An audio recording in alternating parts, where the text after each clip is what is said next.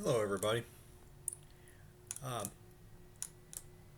what if I told you that it was absolutely possible to buy a car that cost less than $10,000 and got over 100 miles per gallon? I'm sure a lot of you would say, yeah, whatever. But the thing is, it's absolutely doable. And the reason it's absolutely doable, well, I'm going to give you the reasons why it is and why it isn't doable. Okay. Uh, the reason it is doable is because you have entire fields of engineering uh, that are centered on making things inexpensive. I mean, first example that comes to mind is value engineering. I mean, value engineering is nothing but engineers saying, okay, how can I make this whatever it is? How can I make it cost less, make it easier to produce, and make it available to everybody? How can I improve the logistics of making it available? Um, the next reason would be look at the technology we have available now. I mean, you have CNC sheet metal machines. Instead of having big, massive stamps stamping out fenders, you have machines that can take sheet metal and make them into any shape with a stylus. And they cost a fraction of what those old machines did to stamp the fenders out.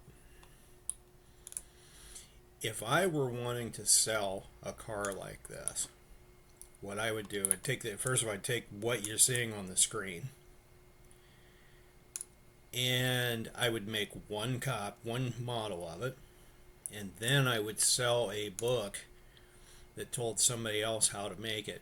The book would be full of blueprints, and the blueprints would be full of things that were very easy to make. Now, this car that you see here in the video, there's a couple of different inspirations for it. There's actually three. One is a car made by R.Q. Riley called the Urba car. Then we throw in a little Zundaf Janus and a little Citroen 2CV.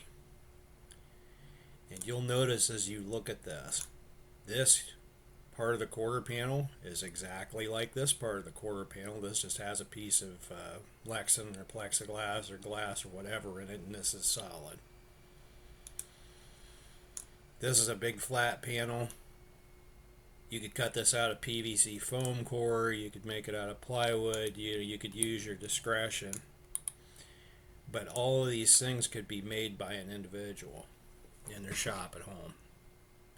Or they could be 3D printed, or they could be made in a state. They could be flat packed to your house in a skid. In other words, somebody pulls a skid off the back of a truck. You unpack it and spend a weekend bolting it together. So there's I don't know, 100 different constructs you could come up with to make this a reality. And now you got a really cheap car. You could build it over time if you needed to. If you couldn't get a loan or didn't have the money to build it, there was a way to make this. Now the obstacles to making something like this are things like central banking,